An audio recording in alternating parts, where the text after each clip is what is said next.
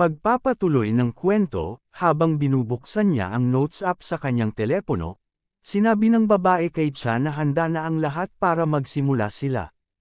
Ipinaliwanag niya na bago sila magsimula, lilinawin niya ang ilang bagay kay Chan. Kahit na ano ang ibinahagi niya, hindi ito magiging Chan sa sinuman. Bukod pa rito, ang impormasyon ay gagamitin lamang bilang isang sanggunian upang matulungan siyang tumugon sa kanyang mga pagdududa ng mas komportable. Habang tinitingnan niya ang dalaga sa kanyang harapan, iniisip ng ating bida na wala siyang masasabi rito tungkol sa pag-ibig dahil 29 na taon na siyang single. Tiyak na hindi siya makakatulong sa succubus, at nagpa siya na baguhin ang paksa, na nagmumungkahi na sa halip na interviewin ang mga tao, dapat siyang pumasok sa isang relasyon. Medyo nalilito ang dalaga, at sabi ni Chan, nakakahiya mang aminin, ngunit malamang na sinubukan na siya ng mga tao sa paligid niya na ay pareha siya sa isang tao. Nagtatanong ito kung napunta na ba siya sa ganoong sitwasyon, at ang sabi ng dalaga ay iniwasan na siya dahil talagang natakot siya. Ipinaliwanag ng succubus na marami siyang pinag-aaralan tungkol sa pag-ibig nang sumali siya sa kanyang kumpanya, at inilarawan ng bawat libro at taong kinonsulta niya ang pag-ibig bilang isang bagay na engrandi. Ngunit ang bagay na ito ay hindi mahahawakan, at kinikilala niya na ang bawat isa ay may iba't ibang karanasan dito. Tapos bigla siyang may naisip. Sa kaisipang ito, naisip niya kung ang pag-ibig ay iba sa inaasahan niya, at nang mag-isip siya ng ganoon, natakot siya at iniiwasan ang mga relasyon sa lahat ng mga gastos. Nahihiya, mabilis na sinabi ng dalaga na kakaiba dahil hindi dapat matakot sa pag-ibig ang succubus.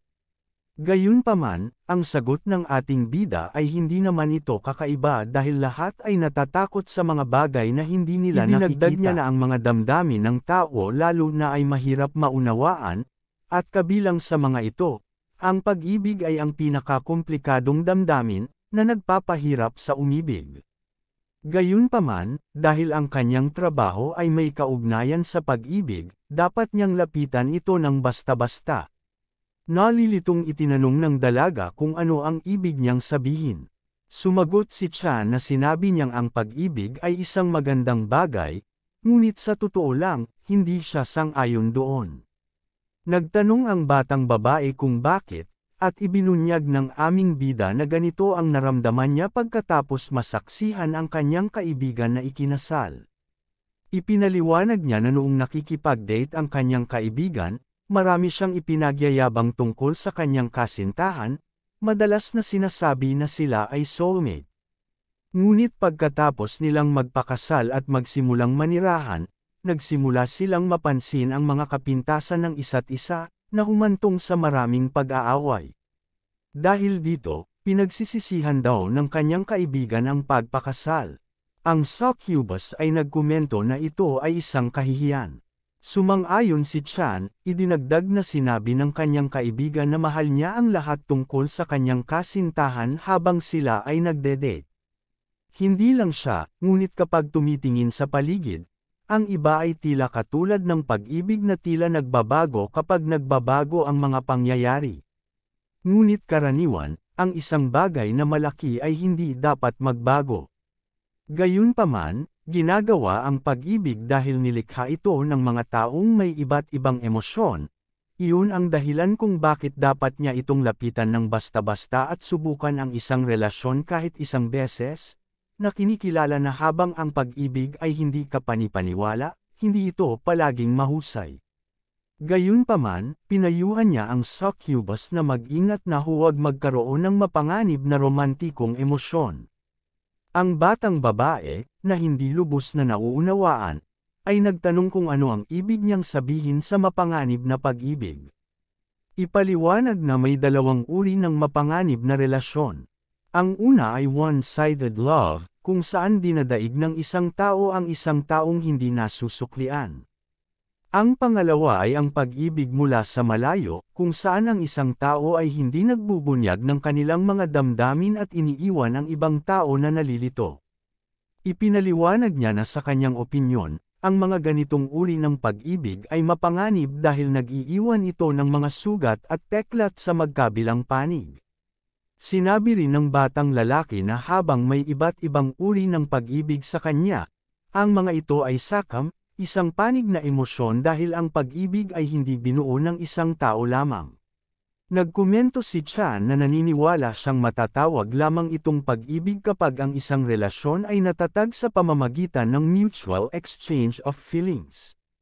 Kaya dapat iwasan ng succubus ang mga ganitong uri ng pag-ibig at ituloy ang komportableng relasyon. Matapos pansinin ang lahat ng kanyang narinig, ang batang babae ay nagtatanong kung kaya niya iyon dahil itinuturing niya ang kanyang sarili na isang nakakabigo na tao. Sa isang kumpiyansa na hitsura, tinitiyak ni Chan ang babae na talagang magagawa niya ito dahil siya ay isang kaakit-akit na tao. Idinagdag niya na maaaring medyo bastos na sabihin ito, ngunit hindi maraming lalaki ang tumanggi sa kanyang pag-amin. At iyon ang dahilan kung bakit dapat siyang magkaroon ng kumpiyansa at subukan ito. At kung ito ay naging masyadong mahirap, maaari niyang ihinto lamang. Pero agad ding tinakpan ni Chan ang bibig. Di nagtagal, humingi ng paumanhin si Chan sa napakaraming pakikipag-usap kahit na hindi pa nakipagrelasyon. Gayunpaman, mukhang masaya ang dalaga at nagkomento na okay lang. Bukod dito, inamin niyang hindi rin siya nakipag-date sa sinuman, ngunit gumagawa pa rin siya ng mga love potion. Ang sabi niya, kung tutusin, mas madaling intindihin ang isang taong hindi pa nakakadate, pero hindi na comfortable si Chan sa lahat ng komento tungkol sa kanya. Tinanong ng binata kung hindi na kailangan ng kanyang customer na maghanda para sa trabaho ngayon, at napagtanto ng dalaga na oras na para dumating ang unang bus. Di nagtagal, nagpaalam siya kay Chan at pinasalamatan siya sa pakikinig sa kanya, at tumugon ang aming bida na masaya siyang tulungan siya. Bago paalisan ang babae, inabutan siya ng ating bida ng isang maliit na pulang kahon, na tila pampawalan ng hangover. Nagtanong ang batang babae kung bakit niya ito natatanggap, at ipinaliwanag ni Chan na dahil kailangan niyang magtrabaho, hindi magiging mahirap ang kanyang araw kung tatanggapin niya ito. Nang marinig ito, agad itong tinanggap ng dalaga, kinuha ang kahon sa kamay ni Chan at nagpasalamat sa kanya. Bago umalis sa convenience store, tinanong ng dalaga kung hindi ba papayag si Chan na bumalik siya minsan. Nang maglaon, mukhang handa na para sa kanyang shift, tinanong ng manager si Chan kung sigurado siyang gusto niyang bumalik ang customer, at sumagot ang bata. Gayunpaman, sinabi ng kanyang amo na hindi na kailangang tanggapin ng kanyang empleyado ang gayong mga customer ng ganoon kadali sa susunod.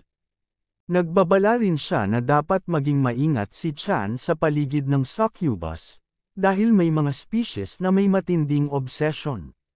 Kung makialam siya sa kanya, maaari siyang magkaroon ng gulo. Kaya dapat mag-ingat ang matanda, kaya tumugon si Chan na isaisip niya iyon.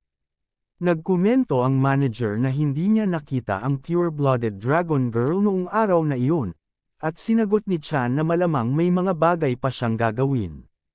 Bigla, sa pagitan ng kanyang malakas na kalabog, tumingin ako sa gilid upang makita kung ano iyon. Tinanong ni Chan kung ano ang ingay na iyon, at sumagot ang kanyang manager na hindi niya alam, ngunit ito ay dapat na metal. Lumabas ang dalawa para makita ang nahulog na bisikleta, at tinanong ng manager kung may nasaktan. Nakita nila na ang nahulog mula sa bisikleta ay isang metal na manika, at tinanong ng manager kung okay lang siya. Sumagot ang metal na lalaki na ayos lang siya, at mabilis siyang nagpasalamat sa kanilang pag-aalala, habang tinutulungan ang robot na itayo ang komento ng may-ari ng convenience store na hindi siya maaaring maging okay, dahil talagang malakas ang tunog ng metal na iyon. Humihingi ng paumanhin ang robot sa pananakot sa batang babae, at pagkatapos ay pinasalamatan siya para sa kanyang tulong. Nagtanong din ang babae kung bakit nahulog ang robot, at may napansin si Chan. Inihayag ng nilalang na isang hindi inaasahang sitwasyon ang nangyari, at ang pedal ng bisikleta ay biglang tumigil sa paggana. Sa sandaling iyon, tumugon ang aming bida na nahulog ang kadena, na ikanalito ng robot at ng manager. Ipinaliwanag ni Chan na ang chain ay malamang na nahulog dahil ito ay napilipit sa panahon ng isang gear shift, at ito ay talagang isang madaling ayusin. Sinimulan niyang ayusin ang bisikleta habang nilalakad ang lahat sa hagdan. Pagkaraan ng ilang sandali, ibinunyag niya na nagawa niyang ayusin ito, na humanga sa robot at sa kanyang manager. Ang babae ay nagkomento na siya ay kamanghamanghang para sa madaling pag-aayos nito, at ang robot ay nagpapasalamat sa kanya para sa kanyang tulong. Proud of the boss remark, si Chan ay talagang talented sa napakaraming bagay at very reliable, na sinagot naman ng ni Chan na alam lang niya kung ano ang gagawin dahil nagbibisikleta siya noon. Pagkatapos ay pinasalamatan ng robot si Chan sa pag-aayos ng bike at iniabot sa kanya ang isang maliit na card, na lumalabas na kanyang work card, na nagsasabing maaaring tumawag sa kanya si Chan para sa tulong anumang oras. Si Chan, ang kanyang manager, nang matanggap ang card, ay napagtanto na ang robot ay nagmamay-ari ng isang negosyong pangangaso ng halimaw. Sinusubukang tanggihan ng ating bida. Gayunpaman, pinipilit ng robot na bayaran ang pabor sa anumang paraan, at pagkatapos ay nagpaalam ang manager sa lalaki at sinabihan siyang mag-ingat sa kanyang pagbabalik. Sa sandaling iyon, pinaalalahanan ng amo si Chan na dapat na rin siyang umuwi at magpahinga, dahil magiging mahirap ang mga bagay sa susunod na araw, na nagtatanong kung handa na ba siya para dito. Inihayag ng batang babae na ang susunod na araw ay Biyernes, at napagtanto ito, si Chan ay naging desperado. At inamin ng bata na nakalimutan na niya dahil matagal na siyang hindi nagtrabaho sa isang convenience store. Ang natatandaan niya ay ang Biyernes ay isang nakakabaliw na araw ng party para sa mga manggagawa. Nagsisimulang ipaliwanag ng aming bida na ang Blazing Friday ay kilala rin bilang pinakamaligaw na araw ng linggo para sa sinumang nagtatrabaho sa mga convenience store. Ito ay dahil ito ang araw kung saan ang lahat ay nakakapag-alis ng stress sa nakalipas na 5 araw, at kung magtataka ka kung paano nila ito naiibsan, ito ay sa alkohol, syempre. Kasunod nito, lahat ng tindahan ng alak ay kumikita ng malaki sa araw na ito. Kabilang dito ang mga convenience store, ngunit ang mga customer sa mga convenience store ay medyo naiiba. Sa sandaling iyon, nakita namin ang isang duwende na nakaupo sa sahig, lumalabas na lasing, habang ang isa pang katabi niya ay naghahanda na kumanta ng isang kanta. Ang paghawak ng alcoholic drink ay isang mikropono. Ang batang lalaki ay nagsimulang kumanta sa isang napaka-off-key na boses.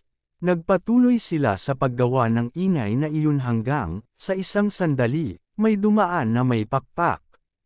Nakita namin ang isang babaeng kalahating ibon na sumasayaw sa sobrang ingay ng mga lasenggo. Sa sandaling ito, sinusubukan ng ating bida na manatiling kalmado, pinapanood lamang ang buong eksena. Sa sobrang pagod na ekspresyon, sinasandal nito ang lahat ng hindi man lang makapagsalita ng kahit ano. Biglang may nagnakaw ng bote mula sa lalaking kumakanta at pagkatapos ay kinuha ang merienda mula sa kausap, ibinuhos ang lahat, sinusubukang manatiling kalmado ngunit halatang bigo. Sinabi ni Chan na nauunawaan niyang maganda ang pakiramdam ng kanyang mga customer dahil lasing sila. Gayunpaman, kailangan nilang magbayad bago hawakan ang mga produkto, na nagudyok sa dalawa na agad na humingi ng paumanhin at tumungo sa counter. Biglang may sumigaw para sa kalusugan ni Chan, at tumingin ang bata sa direksyon ng tunog. Lumitaw sa harap ni Chan ang babaeng sinasayaw namin kanina, at nang makita siya, laking gulat niya nang itinapon siya ng half-bird girl. Parehong nabigla ang dalawa pang customer na umiinom ng turnaround sa eksena. Sa sandaling iyon, nagawa ni Chan na hawakan ang customer sa isang marilag na paraan, na parang nag-ensayo sila ng sayaw. Sinabi ng lasing na customer na sa wakas ay naging scene na siya, habang si Chan ay nagsusumamo sa kanyang isip na gawin niya iyon sa sarili niyang tahanan. Nagpupumilit na manatiling tuwid kasama niya sa kanyang mga bisig, nakiusap siya sa babae na pakiusap na huminto, umalis, at umuwi. Biglang may narinig na malakas na kalabog, at nakita namin ang isang toro na aksidenteng bumagsak sa entrance door at nabasag ito. Ilang sandali pa, ganap na lasing at walang kahihiyan, bumangon ang nilalang, ipinakita ang isang piraso ng mga labi na nakadikit sa sungay nito. Nagsisimulang magtaka ang hayop kung nasaan ito, habang si Chan, desperado, ay binitawan ang ibon ng hawak niya. Tumitig ng malalim sa ganap na nawasak na pinto, habang ang toro ay nalilito pa rin, nagtataka kung saan ito bumagsak. Samantala, may luha sa kanyang mga mata, ang pangunahing tauhan ay bumulong sa kanyang sarili na ang hayop ay bumagsak sa isang salamin na pinto. Pagkaraan ng ilang oras, nakita namin si Chan sa telepono kasama ang kanyang amo, at tinanong ng babae kung ayos lang siya. Gayunpaman, sa isang ganap na wasak na ekspresyon, ang batang lalaki ay humingi ng tulong. Nakahiga sa kanyang kama, halatang pagod, humingi ng paumanhin ang babae, na sinasabing pakiramdam niya ay malapit na rin siyang mamatay. Tinatakpan ang kanyang mukha gamit ang kanyang mga kamay, ipinaliwanag niya na ang araw ay lalong masama, dahil hindi pangkaraniwang mga customer ang nagpakita. Sinimulan niyang ikwento kung paano hiniling sa kanya ng isang goblin na hatiin ang kanyang mga pagbabayad sa maraming card habang nag-checkout, na maraming customer na naghihintay sa likod niya. At hindi lang iyon, biglang pinutol ng isang matandang babae ang linya, na humantong sa isang malaking pagtatalo sa pagitan ng duwende at ng babae. Patuloy na nagsisigawan ang dalawa para matukoy kung sino ang mauunang magbabayad, habang pilit namang pinapakalma ng manager ang sitwasyon. Binanggit din ng babae na normal ang paghingi ng mga customer tuwing Biyernes, ngunit ang araw na iyon ay partikular na mahirap. Iniisip ni Chan na tila mahirap din ang araw ng manager, at wala silang magagawa tungkol dito. Gayunpaman, tinatanong ng babae kung okay lang ba talaga siya. Nagtanong ang batang lalaki kung bakit siya nagtatanong, at sinabi ng babae na naisip niya na maaaring nahihirapan siya, dahil tila pagod na pagod siya noong nakaraang araw. Pagtingin sa pinto, naaaninag ng ating bida na pansamantala niyang pinagtagpi-tagpi ito ng carton. Sa sandaling iyon, tinatanong ng kanyang manager kung may nangyari. Nahiyang aminin, nag-alinlangan sila ngunit kalaunan ay ibinulgar ang katotohanan, na inihayag na sinira ni Minotaur ang pinto. Nang marinig ito, ang babae ay naging desperado. Agad niyang tinanong kung okay lang ang bata at hindi nasaktan, na sinagot niya na ayos lang siya. Bukod pa rito, ipinaliwanag ng batang lalaki na nakuha na niya ang mga detalye ng Minotaur na responsable para sa insidente at gumawa ng pansamantalang pag-aayos, kaya hindi niya kailangang mag-alala sa ngayon. Pagkatapos marinig iyon, katahimikan lang ang naroon, at iniisip ng batang lalaki na talagang nagulat ang babae na nasira ang pinto. Gayunpaman, iniisip niya kung masyadong nakakagulat ang sinabi niya, kung dapat ay pinag-isipan niyang mabuti bago sabihin sa kanyang manager na iwasan siyang mabigla ng husto. Sa sandaling iyon, sinabi ng batang babae na kailangan niyang maghanap ng tool na maaaring maging kapaki-pakinabang para sa kanya, na iniiwan si Chan na nalilito habang tinatanong niya kung ano ang kanyang pinag-uusapan. Tinatanong ng aming bida ang dahilan nito, at ibinunyag ng batang babae na pinag-iisipan niya ito kamakailan at maghahanda siya ng tool para sa kanya sa lalong madaling panahon. Sinubukan siya ni Chan na pigilan, sinabing hindi kailangang gawin iyon ng kanyang manager, ngunit ipinaliwanag ng babae na lahat ng species sa mundong iyon ay may mahiwagang kapangyarihan. Bukod dito, ang bawat species ay may mga kakayahan batay sa kanilang mga katangian, tulad ng mga duwende na nananatiling kabataan at nabubuhay ng mahabang panahon, o succubite, o bihasa sa pag-akit ng mga tao, at iba pa. At sa anumang kaso, Kabilang sa mga species na ito na may iba't ibang kakayahan, si Chan ay nahaharap sa pinakamataas na panganib na malantad sa mga panganib ng mundong iyon, dahil siya ay mula sa ibang lugar.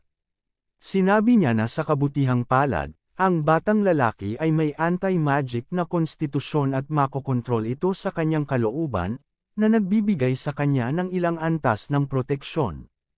Gayunpaman, hindi nila alam ang kakayahang ito na protektahan siya mula sa matinding mahiwagang kapangyarihan, at syempre, hindi rin siya maaaring manalo ng pisikal. Kaya titiyakin ng tool ang kanyang kaligtasan nang hindi siya mabibigat, at tumugon lang si Chan na aasahan niya ito. Sa wakas, sinabi ng batang babae na maghahanap siya ng ilang kagamitan sa ngayon, at batiin si Chan na good luck sa natitirang bahagi ng kanyang shift. Pagkatapos, naisip ni Chan na ang kanyang manager ay tunay na isang mabait na tao na tunay na nagmamalasakit sa kanya, kahit na siya ay isang empleyado lamang. Binanggit din ng batang lalaki na dapat niyang bilhan siya ng isang bagay sa kanyang unang sweldo upang ayusin ang kabaitan, kahit na maliit lamang. Sa sandaling iyon, may pumasok sa tindahan na magalang na tinutugunan si Chan, at agad na tinanggap ng bata ang bagong customer, na nagtatanong kung ano ang kailangan niya. Agad na humingi ang lalaki ng isang pakete ng asul na sigarilyo, at mabilis na tumalikod si Chan upang kunin ito. Bago ibigay ang produkto, sumulyap ang binata sa customer, at napansin ang isang napakalaking peklat sa kanyang kamay. Agad namang nabigla si Chan at humingi ng paumanhin, ipinaliwanag na unang beses niyang makakita ng ganoong peklat, kaya hindi niya maiwasang mag-react. Sinisiguro ng lalaki na okay lang ito, dahil bihira na lang makakita ng mga peklat na ganyan araw-araw. Napag-alaman na ang customer ay may mga tainga na parang aso, at sinabihan niya si Chan na huwag mag-alala, dahil madalas na ganoon ang reaksyon ng mga usisero. Pagkatapos ay nagtanong siya kung maaari ba siyang magpahinga saglit sa isang convenience store habang naghihintay.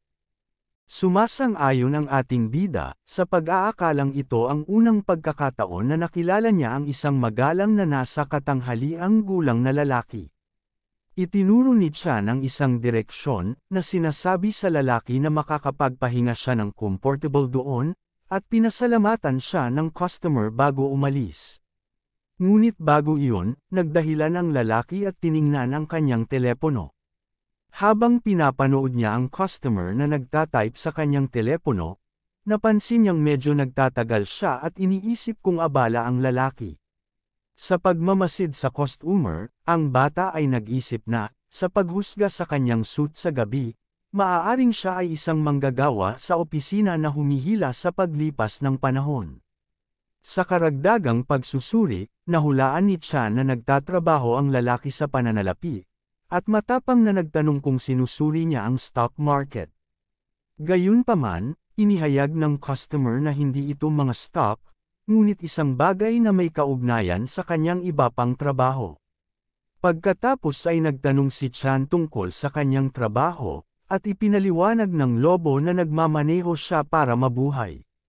Pag-ikot ng kanyang telepono upang ipakita ang screen, ipinakita ng lobo na nagtatrabaho siya bilang isang driver.